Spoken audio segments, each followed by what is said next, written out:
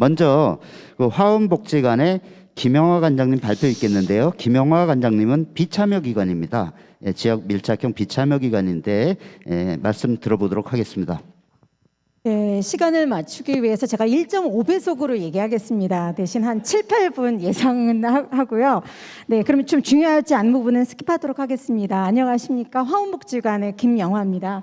네, 저는 박수도 생략하시고요. 네, 저는 양난주 교수님의 오늘 토론회의 주제에 대한 답변으로 제 토론을 시작할까 합니다. 지역 밀착형 사회복지관 복지관의 미래인가? 제 대답은 오래된 미래 99개 복지관은 이미 지역 밀착형 진행 중입니다. 네, 토론은 그 교수님 발표에 대한 의견, 또 다양한 지역 밀착형 모델 가능성 예시로 구로구의 사례를 공유하고 마지막으로 지역 중심형 사회복지관 활성화를 위한 제안으로 진행하도록 하겠습니다. 먼저 발표 중에 이런 내용이 있었습니다. 공공 영역에서의 사회보장급여, 전달체계 공공 역할의 강화, 그리고 민간 영역 안에서는 다양한 대상별, 유형별 서비스가 확대되는 과정에서 이것은 사회복지관의 전통적 지위 상실이나 역할의 도전인가라는 질문에 대해 저는 오히려 이런 환경 변화의 대응력, 역할 유연성이 사회복지관의 강점이자 정체성을 보여주는 그런 예라고 생각을 합니다. 이 내용은 오늘 출간된 그런 사례 일부에도 잘 나와 있는데요. 공공민간 서비스가 많아져도 새로운 문제들이 계속 출현하고 복지 사각지대가 여전합니다. 최근 2, 3년간 우리 복지관에서 대응했던 신규 사업 복지 의제입니다.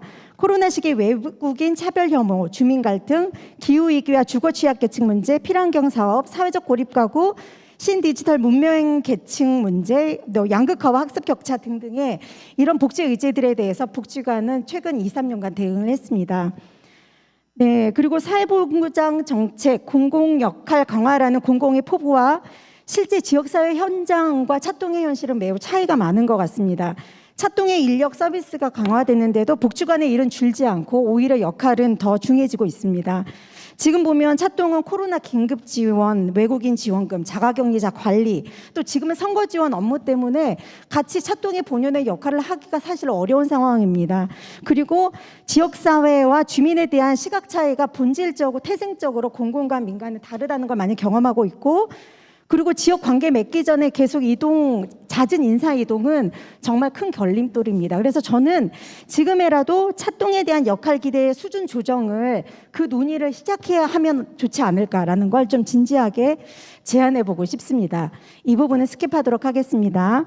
이 그림은 그 지역 밀착형 사회복지관의 그 전환 방식이 활발해진 데에는 복지 영역의 정책 흐름에 변화뿐만 아니라 복지 영역 외에 다양한 주민자치, 주민 참여, 협치, 권한 이양 이런 관련된 그 정책 흐름의 영향이 또 많이 컸다고 보입니다.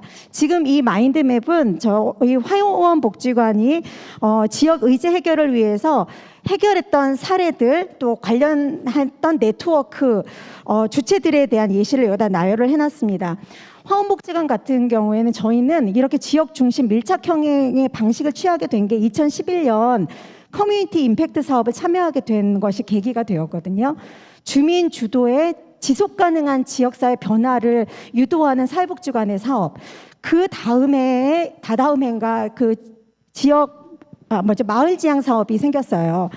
다르지 않습니다. 그래서 그 이후에 저희는 이것을 계기로 해서 시민사회 협력 플랫폼 사업을 오히려 복지관이 시민사회에 제안을 했고, 그 이후에 보면 4개 차동과 민관협력 활성화 지원 사업을 하기도 했고, 그리고 3개 권역을 나눠서 복지관들이 민관협력 사례관리 촉진 사업을 수행했고, 동복지대학을 지금 계속 해오고 있고요. 주거 취약계층 밀집 지역을 위해서는 거기 안에서 차동과 주거복지센터와 자활과 복지관이 함께하는 주거복지 네트워크 사업도 진행을 하고 있습니다. 네, 이 부분은 그리고 또 이렇게 지역복지관이 지역 중심으로 전환하게 된 데에는 서울시 정책에 중요한 기여가 있다고 생각합니다. 첫 번째는 지역 환경 변화에 대응, 주민 주도를 강조하는 서울시 평가지표의 변화, 그리고 운영비 지원 방식의 변화와 점진적인 확대, 19명 인력 증원, 이 부분은 굉장히 저희가 이런 역할들을 지역의 의제에 몰입하도록 하는데 중요한 어떤 환경이 되었다라고 생각하고요. 그 기타의 내용 부분들은 그냥 참고해서 보시면 되겠습니다. 네. 이게 몇 페이지인가요? 예, 잠시만요. 네, 이제 구로구 상황을 공유하려고 하는데요. 구로구 상황 공유 전에 저는 지역 밀착형의 논의가 기관 입장에서 우리가 무엇을 바꿨어요? 어떻게 했어요? 무엇을 했어요? 하우와 왓에 대한 그런 관점 논의에서 Y로 좀 바뀌었으면 어떨까? 지역에 왜 필요해서, 지역의 사회복지관을 왜 필요로 해서 우리가 이렇게 대응했습니다. 이렇게 변했습니다라는 그런 논의로 바뀐다면 저희가 지금 지역 밀착형 이 단어 가지고 특성 가지고 정의 가지고 지금 동의 미동의하는 이런 논란들이 좀 정리가 되지 않을까라는 그런 이제 생각이 좀 들었습니다. 네, 이거 구로구 상황인데요. 지도에 끝에 사회복지관 3개가 이제 편제되어 있고요. 저희는 인구 42만의 복지관이 3곳입니다. 그리고 영구임대 단지같이 그런 큰 임대 단지가 없기 때문에 기본적인 재과 서비스를 3개 복지관이 나눠 맞는데도 사례 관리를 하는데도 굉장히 어려움이 당연히 많습니다.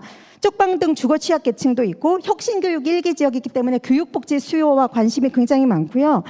네, 그리고 외국인 인구가 되게 많아요. 그렇기 때문에 실제로 여가부 법무부의 정책 사업을 수행하기도 하고 있고 지역교육복지센터를 운영하기도 한 경험도 있고 대안학교마저도 운영을 하고 있습니다.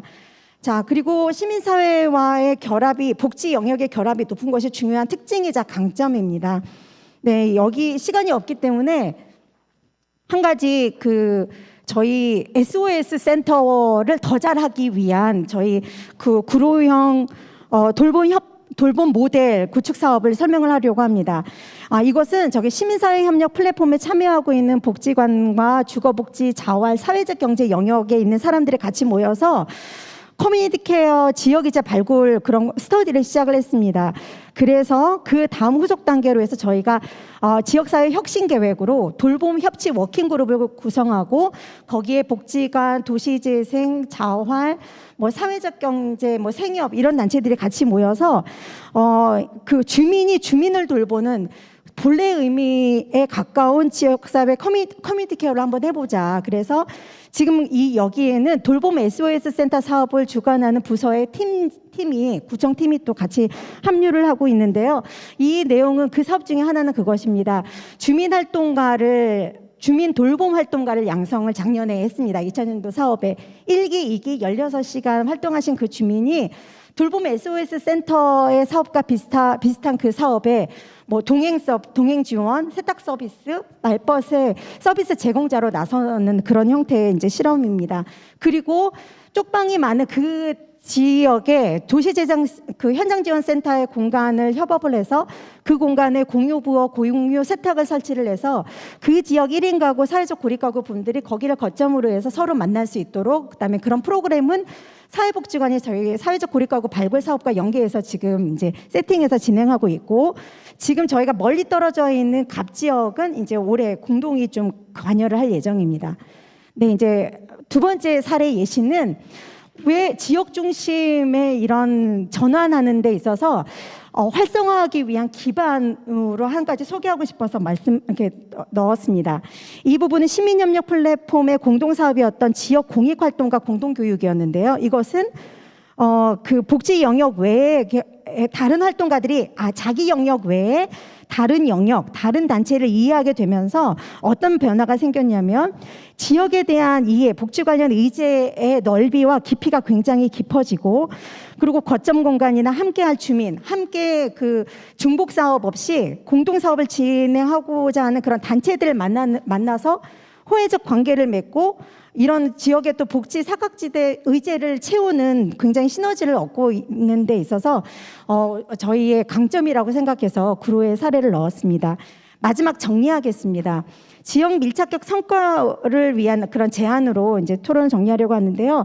일단 성과를 높이기 위해서 첫 번째 지역 밀착형 지금 재단에서 얘기하시는 시에서 예상하시는 그 단어를 사용하는 그 복지관이 우선 지역을 선정하고 도립 시기를 선정하는 데 있어서 현장에 위임해 주시기를 그것을 결정할 수 있는 사회복지관의 전문성을 좀 믿어주시기를 기대합니다. 그래서 차동의 준비가 필요하고 지역에 사실 아젠다가 있어야 되고요.